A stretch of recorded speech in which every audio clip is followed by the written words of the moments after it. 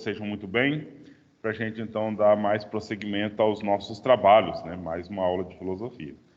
E o planejamento para hoje, então, é apresentar alguns dados, né, dos resultados da prova de filosofia que vocês fizeram na sexta-feira e também responder à prova aqui juntos, né?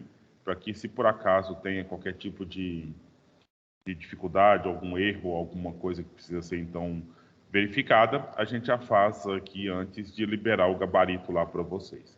Então, eu vou transmitir a prova aqui, né?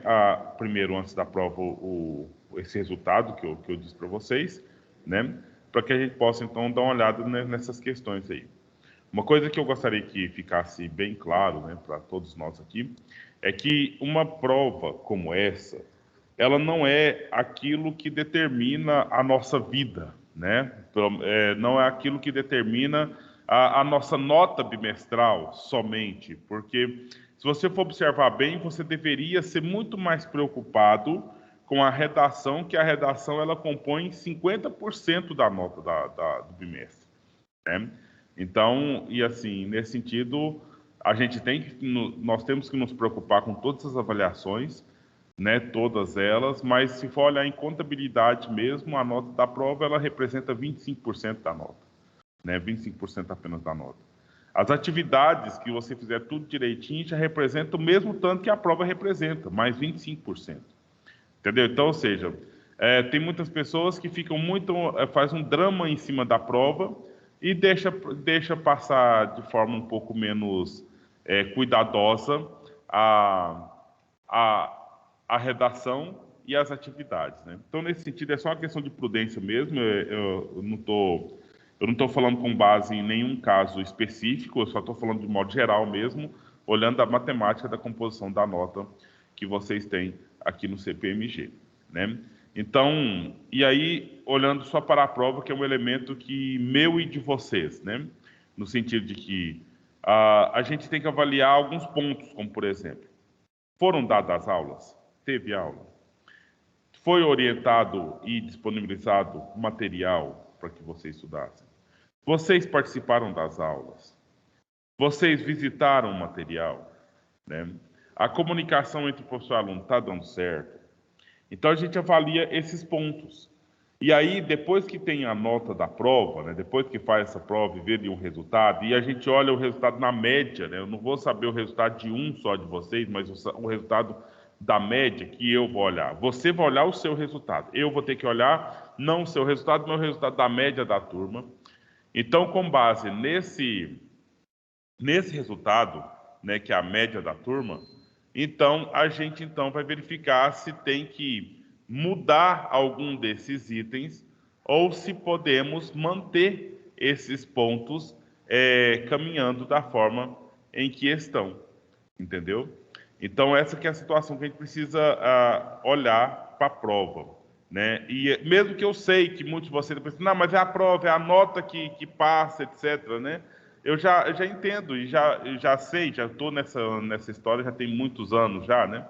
Então, ou seja, a gente sabe que não é a nota. A gente sabe. Não sabe? Porque eu perguntaria para qualquer um de vocês aqui, ou para todos vocês, quantos de vocês reprovaram até chegar aqui no segundo ano, em algumas disciplinas? Entendeu? Então, ou seja, se tem alguém que reprovou, aí são pouquíssimas pessoas, ou talvez uma pessoa no meio de todos vocês aí, que por acaso reprovou durante esse processo. Por quê? Porque a nota não é o mais importante.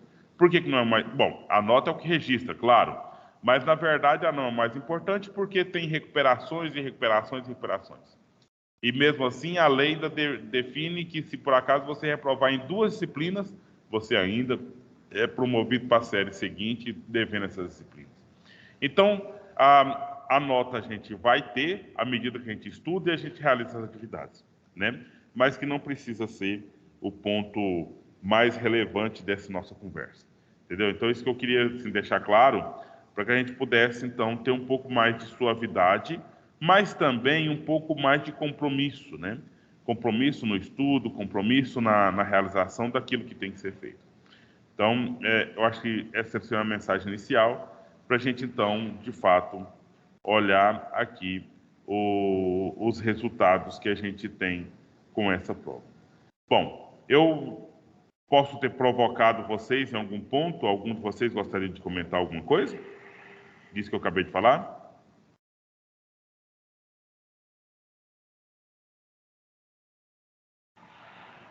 Vocês me ouviram, gente? Sim. Certo. Gostaria de comentar qualquer coisa? Acho que não. Então tá bom.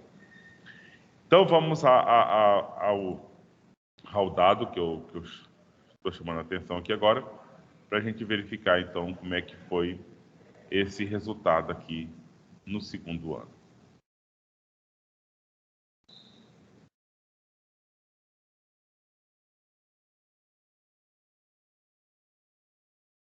Uma primeira coisa que eu gostaria de ver, olha aqui, nessa... Não está transmitindo ainda não? Confirma se está transmitindo na tela do Excel, Vinícius. Sim. Mas está errado.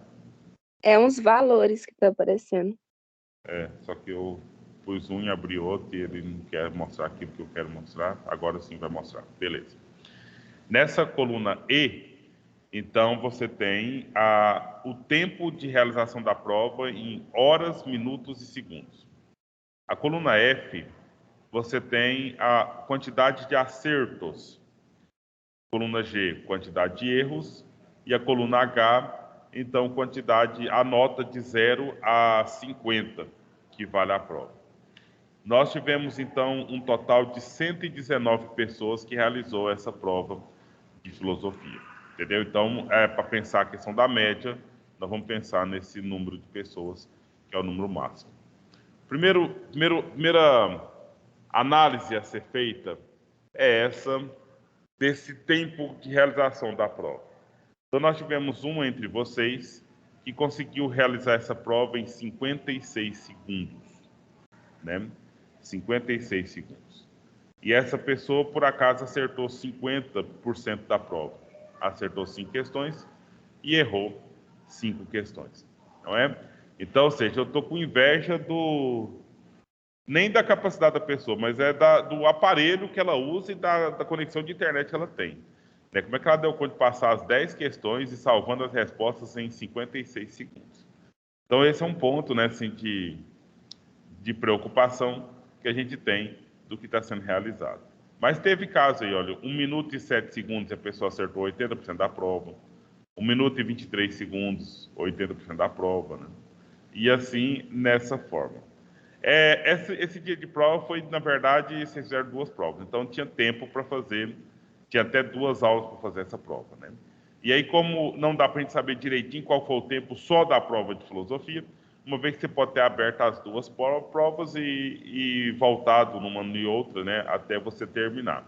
Mas teve o caso, então, da pessoa que gastou um tempo maior, o maior tempo gasto foi 1 hora e 25 minutos e 9 segundos. E essa pessoa também acertou a metade da prova, ok? Então, essa é uma questão do tempo.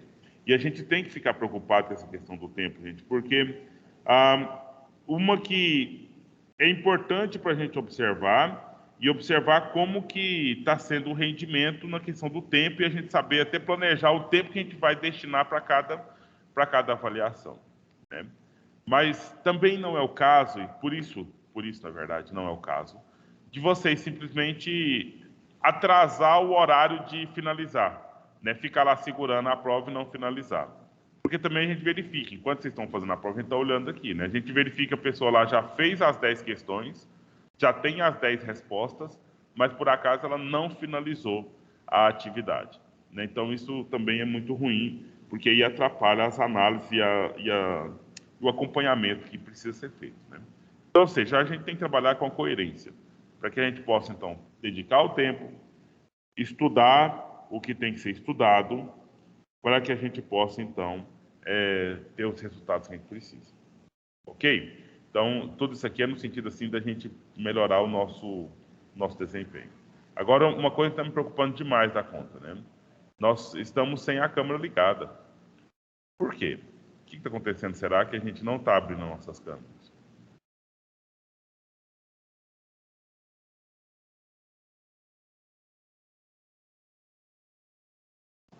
Todos nós estamos com as câmeras estragadas? Ou não temos câmera no nosso aparelho?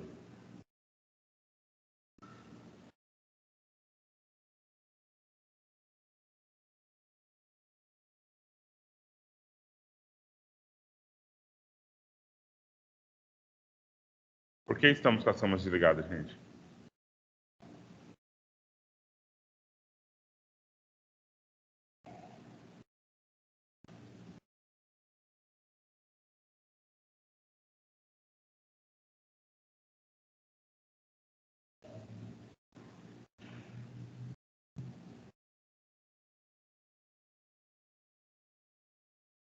Pessoal, o que está ocorrendo? Que nossas câmeras estão, em sua maioria, desligadas.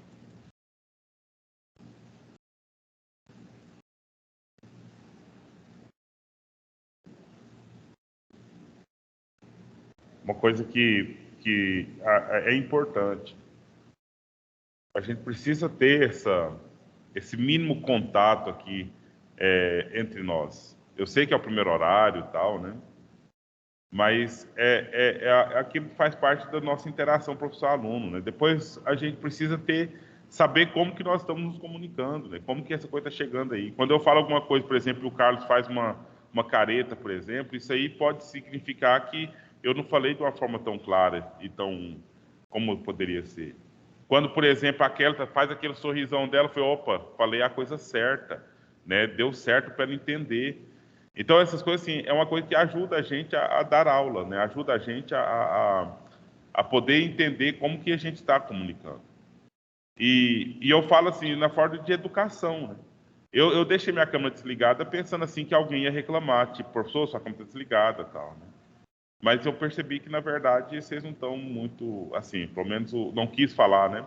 Não quis falar que talvez não estava tão muito preocupado com essa questão de eu ter a câmera ligada ou não, né? Parece que não faria tanta diferença. Mas é muito importante, gente, muito importante. A gente precisava, é um ato de educação, né? Um ato de simples participação nesse processo. Então, vamos fazer isso aí, porque, olha, olhando os resultados aqui, na verdade, foram resultados bons, né? Mas como é que a gente pode, reclamar de alguma coisa se a gente, por acaso, não está dando a nossa devida dedicação de corpo e alma mesmo, completamente. Então, nesse sentido aí, obrigado aí aos dois que já estão com as câmeras ativadas, isso ajuda muito, só repetindo, né? E por mais que pareça que vocês pensam que eu não estou vendo, eu estou vendo, né? Estou vendo, porque eu vou mudando a tela aqui, e nesse mudar a tela, vamos fazer um sorriso aí, ó, Kelta e Carlos, para me dar um print aqui. Isso, bonito, sorriso bonito. Então vamos lá, só para vocês verem, né? Que o webcam não funciona. Não, tem esses casos, beleza, eu compreendo perfeitamente. Mas não, eu sei que não é o caso de 30 webcams não funcionar, né? Então, ou seja, se uma webcam ou outra não funciona, isso pode acontecer sim, né? Naturalmente que pode, mas não, a gente sabe que não é o caso de todos que estão com a câmera desligada. E aí tem esses casos aí de, sei lá, uniforme, esses pontos aí, né? Vocês têm que tomar o cuidado que vocês precisam mesmo, mas não é o eu que vou ficar vigiando isso aqui. Eu quero vigiar o rostinho de vocês enquanto está tendo a aula, enquanto a aula está acontecendo. É isso que eu estou vigiando aqui, isso que eu queria vigiar aqui. Né? Agora, outras coisas aí já é outros problemas, que são problemas mais de vocês mesmo, conforme... eu não vai dar certo aquele print. Pode sorrir de novo, por favor, agora com a Bárbara? Um sorriso para a gente tirar um print. Seus dentes, Carlos, por favor. Tá bom. Então, porque eu... É bom, porque a gente vai vendo isso aí, né? Só para vocês verem. Aí eu mandei o print aí no grupo, só para vocês verem assim, é como que eu fico vendo, né? Porque o que eu estou apresentando para vocês, eu já decorei, né? Então eu não preciso ficar olhando o que eu apresentei. Mas eu fico vendo vocês, as reações de vocês enquanto a aula vai acontecendo. Então, feito isso, né? Dito isso, e querendo muito pedir para vocês todos que ativem a câmera com um ato de educação, de participação, de envolvimento aqui, né? Para a gente então olhar esse resultado. A primeira informação que a gente tem aqui é que, na verdade, ninguém de vocês zerou a prova, né? Então, isso é uma informação que eu acredito ser relevante, né? Mas 2 de vocês acertaram, não, também ninguém acertou só uma questão, mas 2 de vocês acertaram 2 questões da prova. 3 questões, 3 pessoas entre vocês acertou, né? Acertaram. 4 questões, foi o caso de 5 pessoas entre vocês. Acertar 5 questões, foi o caso de 9 pessoas entre vocês. 6 questões foram acertadas por 15 pessoas. 7 questões foram acertadas por 13 pessoas. 8 questões, parece que foi a maioria de vocês acertaram 8 questões. Então, foi o caso de 64 pessoas que acertaram 8 questões. O senhor vai poder liberar o resumo? Depois que nós corrigir a prova aqui, nós resolvemos a prova aqui, tá? Então, 9 questões. Foi o caso de... 9 questões foram o caso de 7 pessoas e uma pessoa entre vocês acertaram as 10 questões da prova, né? Então, uma coisa aqui que é importante. Quem acertou a 60% da prova, né, tirou 6 questões a mais, ou até 10. Então, de 119 pessoas, né, que foi o número, 100 pessoas tiraram a média. Então, ou você está entre os 100 que estão na média, ou você está entre os 16 que estão abaixo da média. Qualquer um dos dois me preocupa, né? Então, mas os que está com 16, né, os 16 entre vocês, a gente precisa fazer alguma coisa para alterar aí, quem sabe, o curso, né, da nossa história, o resultado que a gente precisa, então, atingir. Ok? Então, essa é o resultado aí. Agora vamos passar para a resolução da prova, né? Se vocês não têm nenhum comentário para fazer sobre esse resultado. Então, pronto, vamos agora para a gente resolver essa prova aqui. Aí eu gostaria que quem puder, né, fazer para a gente a leitura, quem gostaria de fazer a leitura, já se manifesta aí, levantando a mãozinha, né? Aí vamos ler os pontos, né? Ler cada uma daquelas proposições. Aí, com base na leitura das proposições, a gente vai fazendo aquele julgamento do verdadeiro ou falso, né, que é de prática da gente fazer.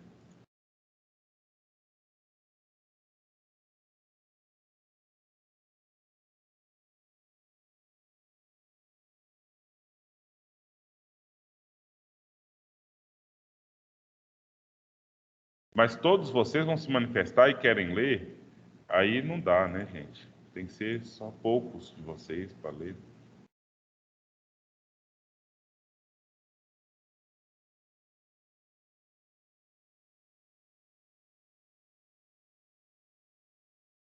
Tá bom, não dá para me chamar todos para ler, né?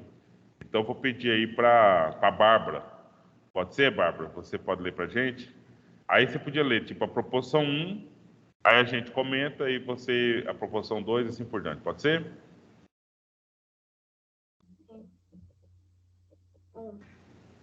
Platão viveu na Grécia entre os anos de 428 e 347 a.C. e foi discípulo de Sócrates. Beleza. Vocês acharam falsidade nessa alternativa? Nessa proposição? Tem alguma coisa falsa aqui, meninos? Esse foi um conteúdo que nós trabalhamos lá na diagnose. Os primeiros conteúdos, depois do segundo, nós voltamos em agosto para cá. Ok? Então, essa data aqui é uma data que, se você for olhar em algum lugar aí, você vai achar aqui 348, por exemplo.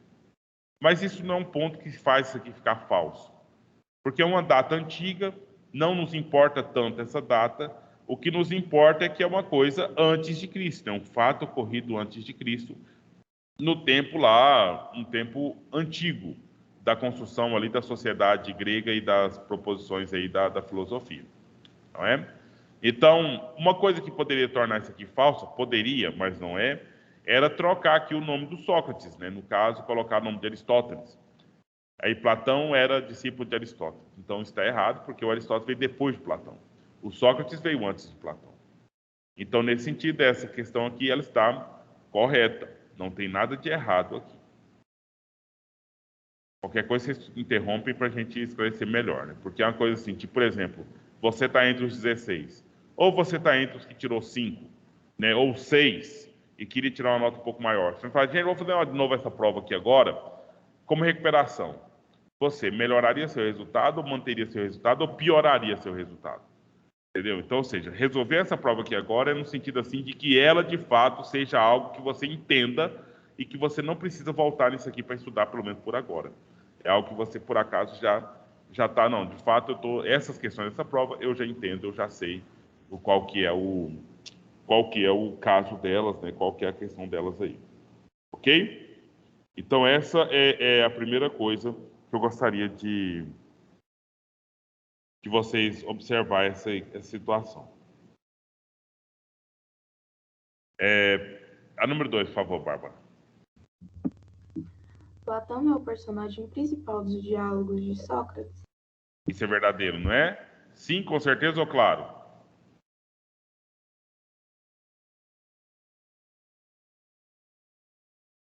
Sim. Sim. Olha. O Sócrates, meus queridos, minhas queridas, não escreveu nada. Quem escreveu qualquer coisa aí foi o Platão. Você está entendendo? Então, ó o pega aí. Não é o Platão que é personagem do Sócrates, mas é o contrário. É o Sócrates que é o personagem dos diálogos de Platão. Percebeu? Então, essa é uma proposição falsa. Eu espero que vocês não tenham caído nessa, né? Mas essa foi um pega para que vocês se confundissem. Ok? Então, na verdade, quem escreveu os diálogos foi Platão. E aí o Sócrates é o principal personagem do Platão, dos diálogos de Platão. Ok? Proporção 3, por favor. Se bem que aí a gente já sabe que a 3 ela é verdadeira, né? Porque aqui ou era tudo correto ou era tudo errado. Ou uma só delas estivesse errada. Sabendo que a 2 é errada, a 3 tem que ser certa, né? Mas aí leia, por favor, Bárbara. Platão fundou a sua própria escola de filosofia, chamada de Academia, em homenagem ao deus Academo. Então isso aí está lá no texto, né? Uma coisa só, uma informação mesmo para agregar aí aquela questão. Ok? Então, na hora de marcar essa questão 1, somente a 2 está errada. Ok, vamos mudando o assunto aqui. Vamos fazer a primeira e a última, né? Vamos lá na questão 10, para a gente então ver o resultado lá. E depois a gente vai, então, para a gente ter as duas informações, porque não vai dar tempo de a gente ler todas mesmo, né? Então, pelo menos, a gente avança um pouquinho nesse sentido aí. Poderia ser você, ou Vitória? Você pode ler para a gente a Pode. proporção 1 da questão 10? A afirmação de que a verdade não existe representa uma posição cética. O que vocês acham disso, meninos? Toda a nossa aula sobre o ceticismo. Dizer, a verdade não existe. Não representa uma posição cética. Isso é verdadeiro ou é falso? Tem que prestar muita atenção, que essas perguntas, essas falas com não, você tem que pensar, para saber o sim, você tem que inverter, né, o processo. Como é que leria essa frase usando o sim e não o não?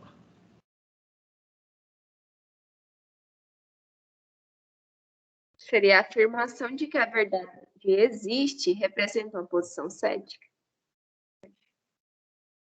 A verdade não existe, não é posição cética. Então, o cético vai dizer que existe verdade?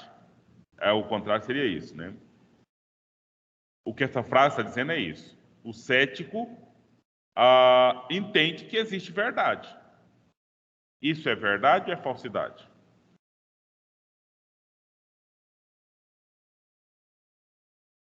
As nossas aulas não estão fresquinhas na cabeça de vocês, meninos e meninas? O cético acredita que existe verdade, meninos?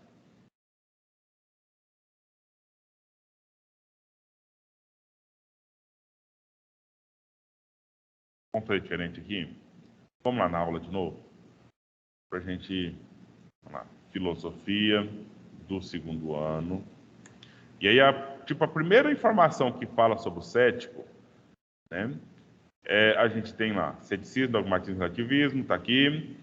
E olha só, dogmatismo é o termo que designa uma verdade em caráter absoluto e indiscutível, sem necessariamente ser comprovada de alguma maneira observacional. Então, o dogmatismo diz para a gente que existe uma verdade de caráter absoluto. Okay? E o que é o cético? O cético parte do pressuposto da dúvida. Não existe verdade absoluta ou inquestionável. Toda e qualquer afirmação está passível de questionamentos. Essa é a posição do cético. Agora, a gente pode dizer que o cético, com base nessas duas leiturinhas aqui, podemos dizer que o cético acredita que há verdade, ou isso está errado? Ele acredita que não tem uma verdade absoluta, né? Ele sempre vai procurar... ele nunca vai ter uma comprovação, assim, ele sempre vai ficar procurando. Então, a palavra é essa, né? Para o cético, não há verdade absoluta. Mas para ele, há verdade? Há verdade. Há verdades. Muitas verdades. A única verdade que não existe para o cético é a verdade absoluta, que é aquela inquestionável, aquela que fecha o assunto, Vitória. Mas aquelas verdades que deixam o assunto aberto, para eles, existe. Inclusive, é delas que parte a investigação. É delas que parte a dúvida. Eu só preciso saber se isso está ficando claro para os senhores, para as senhoras e para as senhoritas. Porque se não tiver, eu tenho que dedicar um pouquinho mais para me tentar comunicar isso com vocês. Verdade e verdade absoluta é uma coisa só? Não. Uma são informações, por exemplo, eu tenho aqui, olha, eu tenho álcool 70 líquido, ó, você está vendo ele aqui chacoalhando, você tem álcool 70 em gel. Né? O que eu tenho como verdade sobre isso aqui? Atual. Qualquer um dos dois faz asepsia contra o coronavírus, por isso tem os dois aqui. Agora a minha pergunta é o seguinte, Vitória, qual que é melhor? É usar o álcool gel ou usar o álcool 70? Qual dos dois é melhor? Entendeu? Eu acredito que os dois têm a mesma eficácia. Pois é. Mas aí, então, mas por que tem os dois, então? Por algum motivo inventaram o álcool gel, por algum motivo, né, temos o álcool líquido. Agora, são verdades.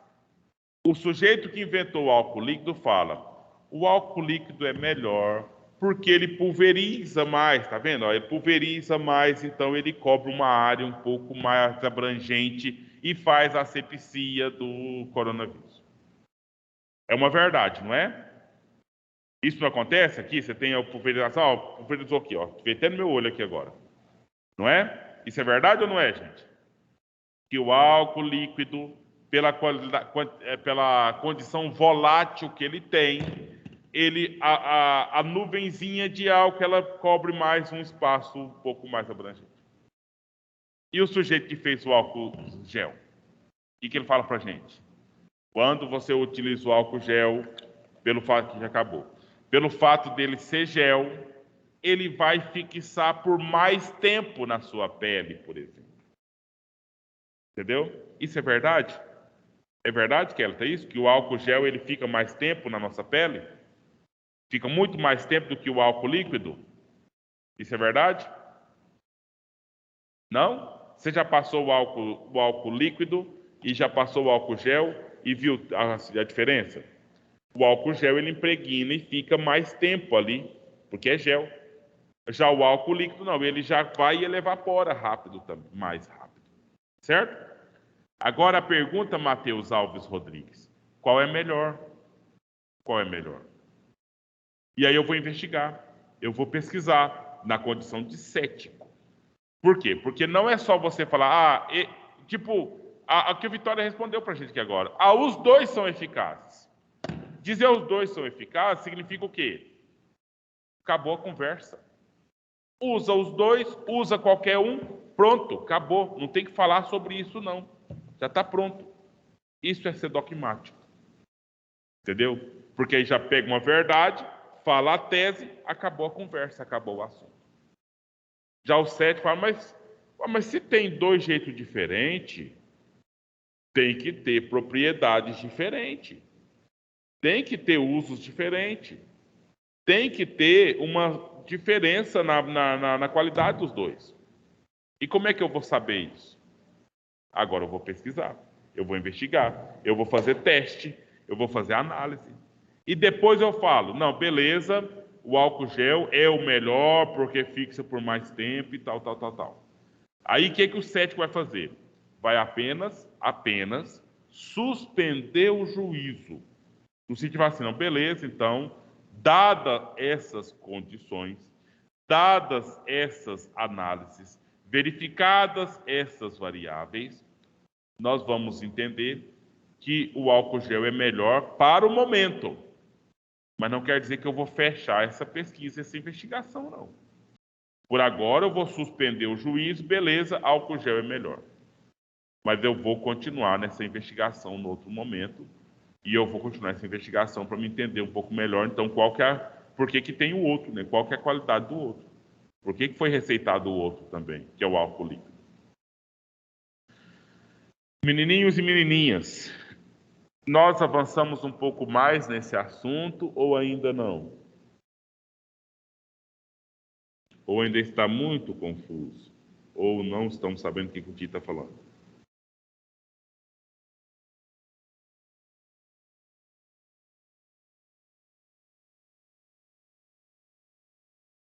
O que significa o silêncio?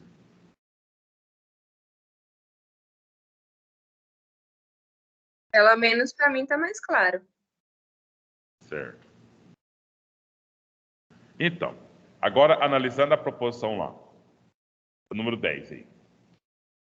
A afirmação de que a verdade não existe não representa uma posição cética. Isso é verdadeiro ou é falso?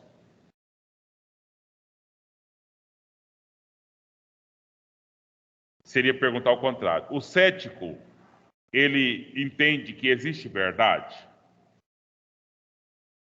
Sim. Agora, qual que é a verdade que o cético não entende que existe? Absoluta. Absoluta. Então, dizer apenas verdade, ok. O cético, ele entende que há verdade. Então, não é simplesmente dizer que o cético fala, não existe verdade, ponto, e acabou. Ok? Quem é que fala? Mas tem gente que fala que o cético entende que não há verdade. Tem gente que fala que o cético não acredita em nada. Tem gente que fala isso. Quem fala isso? Os, principalmente, líderes religiosos, pastores e padres. Por que eles falam isso? Porque o cético, ele parte da dúvida, sempre duvidando. Já o religioso parte da certeza da fé. Para o religioso, você tem que ter 3 verdades básicas. A primeira, e absolutas e inquestionáveis. A primeira, Deus existe. A segunda, a Bíblia é a palavra de Deus. A terceira, a igreja é a casa de Deus. Então, para ter um bom crente, para eu fazer um bom trabalho de pastor ou de padre, eu preciso que cada um de vocês que for entrar na minha igreja precise dessas 3 bases aí. E depois tem outras, como por exemplo, você tem que obedecer o seu pastor, você tem que pagar seu dízimo, entendeu? Para sustentar todo o sistema aí. Mas essas 3 primeiras, que Deus existe, a Bíblia é a palavra de Deus e a igreja é a casa dele, ela você não pode questionar de jeito nenhum. Você pode até questionar a autoridade do pastor, que pode substituir o pastor. Você pode até questionar pagar o dízimo ou não, porque outra pessoa paga e assim por diante, pode fazer uma outra campanha, outra coisa, beleza. Mas essas 3 primeiras, você não pode, de jeito nenhum, questionar. Certo? Agora, se, por exemplo, chega o cético e fala, mas que história? E Deus não pode estar em qualquer lugar? Por que está nessa igreja aqui? Ou pergunta, será mesmo que essa palavra aí, a Bíblia é a palavra dele mesmo? Será que não foi homem que escreveu e pronto? Ou, qual que é a prova da existência de Deus? Imagina um pastor pregando para uma pessoa cética. Ele não está dizendo que Deus não existe. Ele está dizendo quem criou Deus. Ele não está dizendo que a Bíblia não é a palavra de Deus. Mas ele está questionando, isso não pode ser apenas um escrito de pessoas mesmo. Ele não está falando que a igreja não é a casa de Deus, mas ele está perguntando, será que não pode estar em qualquer lugar? Percebe? Então, ou seja, o que o cético faz é colocar dúvida naquela certeza que já foi colocada como absoluta e inquestionável. E aí isso é ruim para os negócios religiosos. É que precisa dessa garantia das informações. Entendeu? Então, ou seja, o cético não pode falar, viu, Kelly, de jeito nenhum, que Deus não existe. Por que ele não fala? Por que o cético não pode falar que Deus não existe? Por quê? Da mesma forma que ele não tem provas de que Deus existe, ele também não tem provas de que Deus não existe. Entendeu? Mas falta a prova de dizer que existe e falta a prova de dizer que não existe. Então, o que o cético faz? Eu vou caminhar com as 2 ideias. Pode ser que seja verdade que ele existe, pode ser que seja verdade que ele não existe. Então, eu vou considerar as 2 verdades, mas sabendo que as 2 são opostas. Entendeu? E num dado momento ele vai partir, não, vamos considerar que Deus existe. Então vamos falar isso, aquilo, aquilo outro. Agora vamos considerar que ele não existe? Agora vamos falar isso, aquilo, aquilo outro. Entendeu? Então o que o cético está fazendo? Deixando a questão em aberto. A questão em aberto. Não fecha um assunto que não dá para fechar. Ou melhor, ele não fecharia assunto nenhum. Não fecharia assunto nenhum. Meninos, eu não sei verdadeiramente se a gente está rendendo aqui, né? Dadas, não sei se aconteceu alguma coisa com vocês aí, se vocês estão tristes ou estão preocupados com a prova. Sei lá, sinceramente eu estou sentindo um pouco mais não tão à vontade como eu já senti muitas vezes entre vocês aqui. Está tendo algum problema? Vocês estão tristes? Vocês estão chateados? Vocês estão sofrendo alguma coisa? O que significa o silêncio?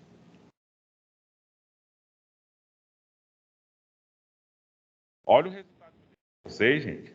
100 entre os 119 tirou nota a mais de 6 na prova de filosofia. Isso não deixou vocês felizes, alegres, animados? Ou vocês estão com medo de ser um dos 19? Então, não sei, eu estou sentindo meio... Depois vocês me contam no privado, alguém, por favor, me manda no privado o que está acontecendo, porque, sinceramente, eu estou totalmente preocupado com vocês aqui agora. A participação de vocês já foi muito mais diferente. Muito diferente, quer dizer, né? Então, olha só. Aqui está dita essa questão. A posição cética caracterizar-se-ia pela suspensão do juízo quando a possibilidade ou não de algo ser verdadeiro ou falso. Então, eu investigo. Não sei ainda se é álcool gel melhor, se é álcool líquido melhor. Então, como eu não dou conta, eu não sei química suficiente, eu não sei física suficiente, o que eu vou fazer, Natália? Então, beleza, tá aqui os 2. Vou usando os 2, eu vou usar o que tiver, porque não tem álcool gel aqui agora, só tem o líquido. Mas quando eu souber mais de física, quando eu souber mais de química, eu vou voltar a investigar isso aqui, para saber se é o gel ou se é o líquido que eu vou utilizar. Mas eu não vou simplesmente aceitar a sua verdade, Vitória, absoluta, inquestionável, dizendo, os 2 são eficazes e pronto. Né? Você sabe física e química para me provar que os 2 são eficazes e pronto? Você fez os testes, Vitória, por acaso, para me dizer que os 2 são eficazes e pronto? Então, eu duvido que você tenha feito isso. Então, eu vou continuar pesquisando porque eu não acredito nessa sua verdade absoluta, certo? Mas eu considero a sua verdade que os dois são eficazes. Considero.